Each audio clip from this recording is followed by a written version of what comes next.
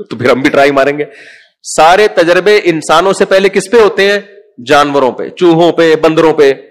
تو ایک جانوروں کے حقوق کی ایک تنظیم نے نا رشیا میں, جب یہ ناسا والوں نے جو رشیا کے جو خلا میں بھیجنے والے سائنسدان ہیں, انہوں نے بن مانس وغیرہ پہ تجربے کیے, تو جانوروں کے حقوق کی تنظیمیں کھڑی ہو گئی کہ اسٹاپ کلنگ اینیملز, جانوروں کو مارنا, کیونکہ بہت سے گئے اوپر ان کا انا للہ ہو گیا. بندر کو بھیجا, وہ شارٹی ہو گیا مارکیٹ سے نا, وہاں اس کا دم گھٹ گیا, کیا ہو گیا. ایک بن مانس بچ کے آیا تھا, تو اس کو پھر انہوں نے 10 سال تک رکھا, اس کی بڑی سیوا کی کہ یہ زندہ بچ کے آ گیا ہے. تو اس پہ لوگوں کی تنظیمیں نکل آئی تھیں کہ جانوروں کو قتل کرنا چھوڑ دو. تو جانوروں کے حقوق کے لیے تنظیمیں بنی ہوئی ہیں, ہے یا نہیں ہے؟ کراچی میں اتنے کتوں کے 12 بچے پیدا ہوتے ہیں, اور دنا دن, اور سب کتے ہی ہوتے ہیں. یا تو کوئی اور مخلوق ہو رہی ہوتی تو چلو ٹھیک ہے, جتنے بچے ہوں گے بھی سارے کیا؟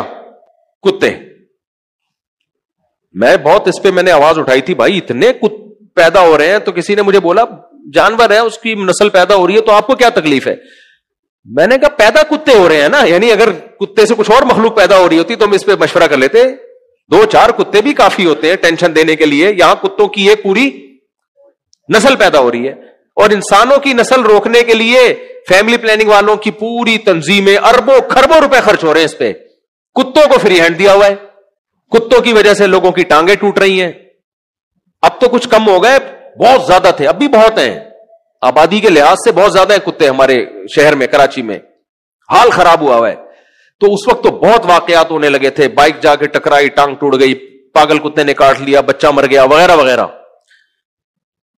تو میں نے اس پہ مہم چلانا شروع کی, بھائی ان کتوں کو مارو. تو مجھے لوگوں نے آ کے کہا کہ جو جانوروں کے حقوق کی تنظیمیں آپ کے خلاف کیس کر دیں گی, ایک کتا بھی آپ نے مار دیا اور ویڈیو بن گئی نہ گئے. تو اس سے پتا چلتا ہے بھائی کتوں کے حقوق کے محافظ بھی دنیا میں بولو ہیں, اس پہ تنظیمیں بنی ہوئی ہیں, اور اس میں ان کو بہت کروڑوں ڈالر ملتے ہیں ان کو اس پہ خرچ کرنے کے لیے. بچوں کے حقوق کی تنظیمیں بھی ہیں, بہت سخت حقوق ہیں بچوں کے, ہونے بھی چاہیے. قاری صاحب نے بچے کو مار دیا, جیل ہو گئی, ہونی چاہیے بالکل, ہم بھی اس کے قائل ہیں. اسلام میں تو بچوں کے بہت حقوق ہیں بھائی. نبی صلی اللہ علیہ وسلم کی خدمت کی انس بن مالک 10 سال, کہتے ہیں نبی صلی اللہ علیہ وسلم نے 10 سال میں کبھی مجھ پہ ہاتھ نہیں اٹھایا, اور کبھی ڈانٹا تک بھی نہیں. جائز ہے, بچہ شرارت کر رہا ہو تو ماں باپ اٹھا سکتے ہیں ہاتھ اس کے اوپر, ہر ایک کو اجازت نہیں ہے. بچوں کے حقوق کی تنظیمیں, خواتین کے حقوق کی تنظیمیں. اب ہمارے یہاں ایک وہ ہیں, وہ آج کل اسمبلی میں گئی ہوئی ہیں, وہ خواتین کے حقوق کی علمبردار بن کے سارے سیکولر قوانین نافذ کروا رہی ہیں اسمبلی میں, کوشش کر رہی, کوئی آواز اٹھانے والا نہیں ہے اس کے خلاف. محترمہ نے قانون بنانے کی کوشش کرنی ہے, جو مرد اپنی بیوی کو گھر سے باہر نکال دے گا اس اتنے لاکھ جرمانہ اور جیل. غلط ہے, بیویوں کو گھروں سے باہر نکالنا اچھا کام نہیں ہے. لیکن تحقیق تو کی جائے نا پہلے کہ اس نے ناجائز نکالا ہے یا جائز نکالا ہے. نہیں, تحقیق نہیں, جو بھی گھر سے باہر نکالے گا جیل. بھائی اگر کوئی معقول ریزن تھی تو پھر تو کیس نہیں ہونا چاہیے نا, لیکن نہ, خلا کے نام پہ جو ڈرامے بازی ہو گئی ہے, کوئی بھی عورت کورٹ میں جائے کورٹ خلا پکڑا دیتی ہے, طلاق کا پورا پورا حق عورت کو دے دیا, تو بیوی اور گرل فرینڈ میں فرق کیا ہو گیا؟ ختم. بیوی بھی جب چاہے جا سکتی ہے, گرل فرینڈ بھی جب چاہے جا سکتی ہے. یہ کس کے حقوق کی باتیں ہو رہی ہیں؟ خواتین. جو حقوق ہونے چاہیے ان کی بات نہیں ہو رہی ہے, جو نہیں ہونے چاہیے وہ دیے جا رہے ہیں. ابھی ایک قانون پہ بحث ہو رہی ہے ہماری اسمبلیوں میں کہ ڈیورس کی صورت میں عورت کو آدھی پراپرٹی دی جائے. یورپ امریکہ میں ایسا ہی ہے, آپ طلاق دے دیں تو آدھی پراپرٹی دینی پڑتی ہے. تو یہ بات چل رہی ہے ہماری اسمبلیوں میں. اس کا نقصان کیا ہوگا؟ مرد شادیاں کرنا چھوڑ دیں گے, بولے یار پاگل ہوں, گرل فرینڈ ہی ٹھیک ہے بھائی, پھر کیا خیال ہے؟ اور اگر وہ ڈیورس دے گا تو کاغذ میں نہیں دے گا, ثبوت ہی نہیں ہوگا, بس وہ بول دے گا میں نے تمہیں چھوڑ دیا. تو اینڈ میں اس کا عورت ہی کو نقصان ہوگا. تو جائز حقوق ناجائز حقوق اس بحث میں پڑے بغیر عورت کے حقوق کی بھی تنظیمیں بہرحال بولو ہیں. آپ کو پتا ہے جتنی آسمانی کتابیں ہیں, چاہے وہ تورات ہو, چاہے وہ انجیل ہو, چاہے وہ قرآن ہو, تمام آسمانی کتابوں نے اگر حقوق کو فوکس کیا ہے تو سب سے زیادہ کس کے حقوق پہ آواز اٹھائی ہے؟ ماں اور باپ. اور اس کے لیے دنیا میں کوئی تنظیم بولو نہیں ہے. یہ ہے مذہب کو جب سوسائٹی سے نکالو گے تو جس کا حق سب سے زیادہ ہے اس کا بالکل بھی نہیں رہے گا, اور جس کا حق سب سے کم ہے بلکہ جو حق بنتا ہی نہیں ہے وہ حقوق بھی دے دیے جائیں گے اس کو. سمجھ میں آ رہی ہے کہ نہیں آ رہی ہے؟ تو ہم دنیا میں ٹریولنگ کرتے ہیں بھائی, سب سے زیادہ بدسلوکی اس دنیا میں اس مخلوق کے ساتھ ہو رہی ہے جو آپ کے سب سے بڑے محسن ہیں, اور وہ کون ہے؟ آپ کی ماں اور آپ کا باپ. ان سیکولر لبرل لوگوں کی زندگیوں کو جا کے دیکھو, خدا کی قسم ان کی نظر میں باپ اور ماں کی 2 ٹکے کی عزت نہیں ہوتی, صرف ایٹیٹیوڈ ہے, ظاہری ایک ایٹیٹیوڈ ہے. اور جس گھر میں باپ کی عزت ہو رہی ہے نا, اس گھر میں باپ باپ بن کے نہیں رہتا, وہ نوکر بن کے رہتا ہے, پھر عزت ہوتی ہے. وہ کسی چیز میں ٹانگ نہیں اڑا سکتا. بعض گھروں میں آپ کو نظر آئے کہ بے دین ہے لیکن باپ کی بڑی عزت ہے, اس لیے کہ باپ نے اپنی عزت ہی کھو دی ہے, وہ ہر چیز پہ کمپرومائز کر کے بیٹھا ہوا ہے. تو پھر وہ باپ تھوڑی ہے. باپ تو ہوتا ہے جو ہمارے ابا تھے بھائی. باپ تو وہ ہوتا ہے جو جس کا آرڈر گھر میں چلتا ہو, جس کی مرضی کے بغیر گھر میں کوئی کام نہ ہوتا ہو. وہ والے باپ مارکیٹ سے short. Once upon a time اس طرح کے ابا ہوا کرتے تھے. اب نہیں ہے ابا کوئی ہے. ابا کا کام ہے کما کما کے اولاد کو کھلانا, ریٹائرمنٹ کے بعد بھکاریوں کی طرح پیسے مانگنا, بھکاریوں کی طرح پیسے مانگنا. اور ایک بات میں آپ لوگ سے اور بھی کہتا ہوں, دیکھو باپ جب ریٹائر ہو جائے نا اور آپ باہر جا کے کما کے بھیج رہے ہو, ماں کا بہت بڑا حق ہے, اس میں کوئی رائے نہیں ہے, لیکن پیسہ باپ کے ہاتھوں میں بھیجا کرو. لوگ کیا کرتے ہیں, بیٹا ماں کو بھیجنا شروع کر دیتا ہے. باپ جس نے ساری زندگی کھلایا, پھر وہ اپنی بیوی سے بھیک مانگ رہا ہوتا ہے, پان گٹکے کے پیسے بھی کس سے مانگ رہا ہوتا ہے. تو یہ اس کی شان کے خلاف ہے. آج تک وہ سپیریئر تھا, وہ کھلاتا رہا, تو بیٹا جب جوان ہو گیا وہ کما کے ابا کے ہاتھ میں دے پیسے, تاکہ وہ جیسے پہلے گھر چلا رہے تھے آج بھی وہی گھر چلائے. الگ سے سائڈ میں اما کو بھی دے وہ, تاکہ اما بھی اپنے پان گٹکے کے پیسے نکالے, وہ اما کو بھی دے. میں یہ نہیں کہہ رہا ان کو محروم کرے, ان کی ساری ضرورتیں پوری کرے, لیکن گھر کا جو بیسک نان نفقہ جیسے پہلے باپ نے اٹھایا ہوا تھا, اب بھی کون اٹھائے گا؟ باپ اٹھائے گا. میں نے زندگیاں دیکھی ہیں, بیچارہ ریٹائرمنٹ کے سب کچھ باپ کا کمایا ہوا ہوتا ہے, وہ سڑ رہا ہوتا ہے گھر میں, چل ہی نہیں رہی ہوتی اس کی. تو ماں کے ساتھ حسن سلوک کا حکم ہے. 3 گنا حق زیادہ ہے, میٹھے لہجے سے بات کرو. لیکن سربراہ کون ہے؟ بولو نا یار. سربراہ تو باپ تھا, باپ ہی رہے گا, موت تک باپ رہے گا. اس پہ کوئی بات کرنے والا نہیں ہے, اس پہ اللہ بات کرتا ہے. کیونکہ اللہ کہتا ہے جس ماں نے تمہیں کھلایا پلایا وہ سپیریئر ہے, جس باپ نے تمہیں کھلایا پلایا بولو وہ سپیریئر ہے. لا تقل لهما اف, اف نہیں کرنا ہے ان کے سامنے. گھر میں کس کی چلے گی؟ ان کی چلے گی. تو لیکن میرے بھائی یہ سب باتیں جب سمجھ میں آتی ہیں جب توکل کس پہ ہو؟ اللہ پہ. اب گورا تو نہیں رکھتا, کہتے ہیں یہ پیسہ بھی کھائیں گے ہمارا اور لائف کو انجوائے بھی نہیں کرنے دیں گے, اس لیے وہ نہ بچے پیدا کرتے ہیں, نہ شادی کرتے ہیں, نہ رشتہ داری جوڑتے ہیں. ہر آدمی کی ایک لائف ہے. لیکن یہاں اللہ نے ہمیں حکم دیا, اللہ نے حکم دیا نکاح بھی کرو.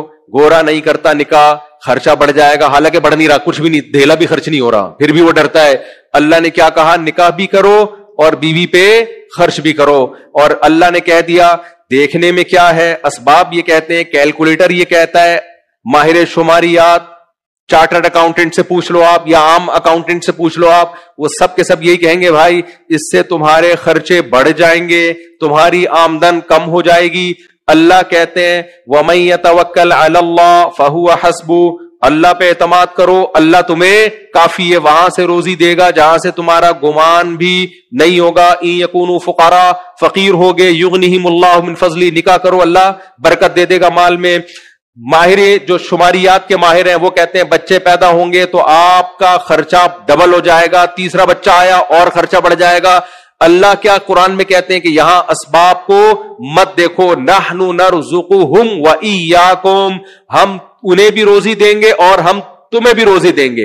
یہ رزق کے خزانے کس کے ہاتھ میں ہیں؟ اللہ کے ہاتھ میں. عقل پرست آدمی جو یہ سمجھتے ہیں میری عقل لامحدود ہے, اس کو اللہ کی باتیں سمجھ میں نہیں آتی, وہ کنجوس ہی بنا رہتا ہے. دنیا کا سب سے بڑا کنجوس, یہ سوال दोहराया करो लोगों के सामने, पूछा करो दुनिया का सबसे बड़ा कंजूस कौन सा है, आगे वो जो भी जवाब दे आप बोलो जवाब गलत। सबसे बड़ा कंजूस वो है जो अपने बच्चे इसलिए ना पैदा करे कि इन पे खर्च करना पड़ेगा मुझे। औलाद पे खर्च करते हुए जान निकल रही हो जिसकी, बिल्ली पे खर्च कर लेगा, कुत्ते पे खर्च कर लेगा, समझ रहे हो, दोस्त पे खर्च कर लेगा, लेकिन बच्चे इसलिए पैदा नहीं कर रहे इन कमबख्तों को खिलाना पड़ेगा मुझे। अबे तेरी नस्ल है वो तेरा खून है। जो मजहब को फॉलो करता है वो कहता है ना ना ना ना ना कोई बात नहीं, रिस्क के खजाने किसके हाथ में है, अल्लाह के हाथ। अब सेकुलर लोग कहते हैं यार इलॉजिकल बातें कर रहे हो, आप बोलो जो बात खुदा की तालीमात के खिलाफ होना वो है इलॉजिकल। अल्लाह से ज्यादा कौन अक्लमंद है भाई, अल्लाह से ज्यादा अकल किसके पास है। दुनिया परस्त आदमी कहते हैं मां और बाप को घर में रख के इन पे खर्च करोगे, लाइफ में एंटरटेनमेंट खत्म होगी, जिम्मेदारियां बढ़ेंगी, आमदन ये खा जाएंगे। अल्लाह क्या कहता है, अल्लाह कहता है जो रिश्तेदारी जोड़ता है, कुल मा अनफक़तुम मिन खैरिन फलिल वालिदैन। साहबा ने पूछा या रसूल अल्लाह सबसे पहले किस पे खर्च करें, अल्लाह ने सबसे पहले किसका तज़किरा किया, वालिदैन। और अल्लाह ने यह भी बता दिया कि सदका करने से माल बढ़ता है, तो सबसे बेहतरीन सदका वालिदैन और बीवी बच्चे हैं। तो इससे पता चलता है सबसे ज्यादा माल तो बढ़ता है इन पे खर्च करने से है। और कमबख्त ना शादी कर रहा है कि बीवी पे खर्च करना पड़ेगा, ना मां बाप को घर में रख रहा है कि इनको खिलाना पड़ेगा, ना बच्चे पैदा कर रहा है कि इनको खिलाना पड़ेगा। जबकि अल्लाह क्या कह रहा है, माल बढ़ाने का सबसे बड़ा जरिया ही इन पे खर्च करना है। तो अब आपके पास भाई अल्लाह है और एक तरफ माहिर शुमारियात हैं, तो बेअकली की बात यह है कि इंसानों को अल्लाह की राय पर, अल्लाह के ऑर्डर पे तरजीह दी जाए। समझ में आ रही है बात कि नहीं आ रही है।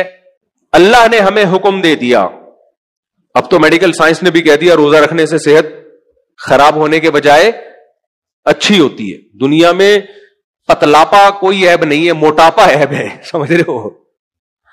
बारीक बारीक लोग मैंने देखे 90-99 साल निकाल जाते हैं, हालांकि गोश्त होता ही नहीं है। मोटे लोगों के लिए मसले हैं। अब मुझे बताओ मोटापा खाना से परहेज करने से आता है या खाना खाने से आता है? खाना खाने से आता है। तो शरीयत में खाना ज्यादा खाने का हुक्म है या कम खाने का? पहले जब उलमा कहते थे ना कम खाया करो, लोग कहते थे ये कमजोर कर रहे हैं लोग। अब मेडिकल साइंस ने बोलना शुरू कर दिया है। आज तक आपको मेरा ख्याल है कोई अस्पताल में ऐसा मरीज नजर नहीं आया होगा जो खाना कम खाने से बीमार हुआ हो। सब बीमार किससे होते हैं? फोड़ते रहते, खाते रहते हैं, खाते रहते हैं। हमारे नबी की खुराक देखो आप, साहबा की खुराक देखो आप। तआमुल वाहिद यकफी लिस्नैन, नबी ने फरमाया एक आदमी का खाना दो के लिए काफी है। और 2 वक्त का खाना खाया हमारे नबी ने, बल्कि आपने तो 2 वक्त का भी नहीं खाया, लेकिन रिवाज 2 वक्त के खाने का था नबी के दौर में। और कुरान भी 2 वक्त के खाने का तस्करा करता है। मैं भी 3 वक्त खाता हूं, लेकिन इस्लाम में क्या है? 2 टाइम है। हम सब खाए जा रहे हैं, खाए जा रहे हैं, खाए जा रहे हैं। तो अल्लाह पे एतमाद और अल्लाह पे तवक्कुल। हम समझते हैं सच बोलने से पकड़े जाएंगे। अल्लाह के रसूल ने क्या कहा? अस्सिद्कु युंजी वल कज़िबु युहलिक। सच इंसान को निजात दिलाता है और झूठ इंसान को तबाह कर देता है। लेकिन आप किसी झूठे से पूछो, वो कहेगा झूठ की वजह से मैं कामयाब होता हूं, सच बोलता तो पकड़ा जाता। अब यहां अकल और पैगंबर की तालीमात आपस में टकरा रही। हकीकत यह कि झूठे लोग नाकाम होते हैं। झूठ छुपता नहीं है, पकड़ा जाता है। झूठ जो है ना, जब आदमी झूठ से तौबा करता है ना, तो बहुत से गलत काम वो इसलिए छोड़ देता है कि मुझे अपने आप को बचाने के लिए झूठ बोलना पड़ेगा। समझ रहे हो कि नहीं समझ रहे? बहुत सारी बुराइयों से वो अपने आप को बचा लेता है कि मैं झूठ कैसे बोलूंगा, फिर बहुत सारी बुराइयों से बचा लेता है। तो मेरे भाई, दीन जो है ना इस्लाम, अल्लाह पे एतमाद और तवक्कुल के बगैर अल्लाह को ये वाला इस्लाम पसंद नहीं। आज हमें मजहबी लोगों में बहुत हद तक दाढ़ी भी नजर आ जाती है, कुछ किसी हद तक नमाज रोजा भी नजर आ जाता है, किसी हद तक गेटअप भी नजर आ जाता है, हज उम्रे भी नजर आ जाते हैं। अल्लाह पे तवक्कुल करने वाले मुसलमान मार्केट से शॉर्ट। اسی توکل نہ کرنے کا نتیجہ ہے کہ مسلمان مالی معاملات میں بہت کمزور. بس یہ بات کر کے میں اپنے بیان کو ختم کرتا ہوں. اسی توکل نہ کرنے کا نتیجہ ہے. آپ جس دکان سے راشن لیتے ہیں, آپ کی ذمہ داری ہے پہلی تاریخ کو اس کا بل دے دیں. لوگ نہیں دیتے, لوگ نہیں. بچاؤ پیسہ, ہو سکتا ہے وہ بھول جائے, اس پیسے سے کچھ اور پیسہ بنا لو. ڈیلے کرتے ہیں. کیوں؟ وہ سمجھتے ہیں پیسے سے ہم پیسہ بنا لیں گے, جبکہ اللہ کا حکم کیا ہے؟ صاحب حق کو اس کا حق وقت پر ادا کر دو, چھوڑ دو. یہاں کس پہ توکل کرو؟ اللہ پہ. لوگ کرتے ہیں توکل اللہ پہ. بولو نا کیا ہو گیا؟ نہیں کرتے. بولتے ہیں یار ڈیلے کرو, ڈیلے کرو. کل میں نے کوئی ٹیکسی کرائی ہے, تو میں ٹیکسی میں جا رہا ہوں, تو وہ ٹیکسی ڈرائیور بڑی احتیاط سے ٹیکسی چلا رہا تھا. اوبر یا کریم یا کوئی ان ڈرائیو تھی, ہمارے دوست نے کروائی تھی اپنی, تو میں نے جانا تھا کہیں. تو ہمارے جو ساتھ بیٹھے ہوئے تھے نا, انہوں نے اس ڈرائیور سے بولا لگتا ہے آپ کی اپنی گاڑی ہے. اس نے کہا میری اپنی گاڑی ہے. کہ اسی لیے اتنی تمیز سے چلا رہے ہو. آپ کسی گاڑی میں بیٹھ جائیں ان ڈرائیو یا اوبر کی, جو رینٹ پہ لے کے کوئی چلا رہا ہو, تو آپ کو اس کے چلانے کے اسٹائل سے پتا چل جائے گا کہ یہ اس کی اپنی گاڑی نہیں ہے. سمجھ رہے ہو کہ نہیں سمجھ رہے؟ اس لیے دنیا میں سب سے بڑا بے وقوف وہ ہے جو اپنی گاڑی کسی کو رینٹ پہ دے دے اور یہ امید رکھے کہ یہ مجھے کما کے دے گا. اچھا, بس بات کو میں سمیٹ کے ختم کر رہا ہوں. تو جہاں بھی اللہ کے حکم کو ہم ٹھکراتے ہیں نا, جہاں بھی اللہ کے حکم کو, اس کی بنیاد کیا ہوتی ہے؟ ہمارا اللہ پہ اعتماد نہیں ہوتا. تو خوب سمجھ لو, اللہ کو ناراض کر کے آپ اللہ کے خزانوں سے کچھ بھی حاصل نہیں کر سکتے. اگر وہ ملا بھی نا آپ کو اللہ کے خزانوں سے, وہ عذاب جان بن کے, جیسے فرعون کو مل گیا تھا بہت کچھ, لیکن فرعون کی حکومت اور فرعون کی دولت عذاب جان بن کے ملی تھی اس کے لیے. آج فرعون کہتا ہوگا کاش میرے پاس نہ حکومت آتی نہ میرے پاس دولت آتی, کاش میں غریب ہوتا, زیادہ کامیاب ہو جاتا. تو جب انسان اللہ کو ناراض کر کے, ماں باپ کے ساتھ بدسلوکی کر کے, رشتہ داری توڑ کے, بیوہ بہنیں ہوتی ہیں ان پہ نہیں خرچ کر رہے ہوتے, بھائی ہوتا ہے بے روزگار اس پہ نہیں خرچ کر رہے ہوتے کہ کھا جائے گا یہ, تو اگر میرے بھائی کنجوسی سے پیسہ بچاؤ گے, یا تو بچے گا نہیں وہ پیسہ, اور اگر بچ بھی گیا تو وہی پیسہ سانپ بن کے آپ کو ڈسنا شروع کر دے گا. تو اللہ سے دعا ہے, جنازہ ہے تو میں اپنے بیان کو بس ختم کر رہا ہوں. اللہ سے دعا ہے کہ اللہ ہمیں اپنی ذات پہ کامل اعتماد اور کامل توکل نصیب فرمائے, اور جہاں بھی اسباب اور اللہ کے حکم میں ٹکراؤ پیدا ہوتا ہے, اللہ اپنے حکم کو ہمیں اونچا رکھنے کی توفیق عطا فرمائے. دیکھو منافقین جہاد میں نہیں جاتے تھے اور کہتے تھے جائیں گے تو مر جائیں گے, تو اللہ نے کیا کہا؟ اللہ پہ توکل کرو, اگر تمہارے مقدر میں موت ہوئی نا, یدرککم الموت, تمہیں گھر میں آ کے وہ موت پکڑے گی. میں ابھی بنیر گیا ہوں نا سیلاب زدگان کی حالات دیکھنے کے لیے, وہاں لوگوں نے بتایا کہ اوپر کچے گھر بنے ہوئے تھے, سیلاب جب آیا تو وہ کچے گھر سے لوگ نکل کے کچھ لوگ پکے گھروں میں آ گئے نیچے, کہ یہ مضبوط گھر ہیں. کہہ رہے وہ کچے بچ گئے اور مضبوط گھر ٹوٹ گئے. ان کی موت ان کو کہاں کھینچ کے لائی ہے؟ کچے گھروں سے پکے گھروں کی طرف. جو کچے میں رہ گئے وہ بچ گئے, اور جو پکے میں تھے وہ مر گئے. بعض دفعہ آپ جو احتیاطی تدبیر اختیار کر رہے ہوتے ہیں, وہ تدبیر آپ کی زندگی کے بجائے موت کا ذریعہ بن جاتی ہے. تو جو اللہ پہ اعتماد اور توکل کرتا ہے وہ کہتا ہے بھائی ہم اسباب تو اختیار کریں گے, لیکن ہوگا وہ نہیں جو میں چاہوں گا, ہوگا وہ جو میرا رب چاہے گا. انڈیا میں جو جہاز تباہ ہوا, وہ خاتون بچ گئی جو ایئرپورٹ لیٹ پہنچی تھی. حالانکہ کسی جگہ لیٹ پہنچنا یہ کامیاب ہونے کی علامت ہے یا ناکام ہونے کی؟ ٹائم مینجمنٹ کی جتنی ورک شاپس ہیں آپ نے یہی پڑھا ہوگا کہ ہمیشہ لیٹ پہنچنے والے لوگ ناکام ہوتے ہیں, ٹائم پہ کام کرنے والے لوگ کیا ہوتے ہیں؟ کامیاب. کیا خیال ہے بھائی؟ آپ کوئی ماں باپ بچے کو نصیحت کر رہے ہوں گے بیٹا ہر کام ٹائم پہ کیا کرو, کامیاب ہو گئے. بچہ کہے گا امی انڈیا میں وہ خاتون ٹائم پہ نہیں کام کرتی تھی, اسی وجہ سے بچ گئی وہ, اس لیے یہ نصیحتیں کسی اور کو کیا کریں. کیا خیال ہے, کہے گا کہ نہیں کہے گا؟ وہ غلط کہے گا, اس لیے کہ ہم تو اللہ کے حکم کے مکلف ہیں, ہم نے تو ٹائم پہ ہی کام کرنا ہے. لیکن میرے بھائی جس کو اللہ نے کامیاب کرنا ہوگا کامیاب ہوگا, جس کو نہیں کرنا ہوگا تو اللہ کے خزانوں سے زبردستی کچھ بھی حاصل نہیں ہو سکتا.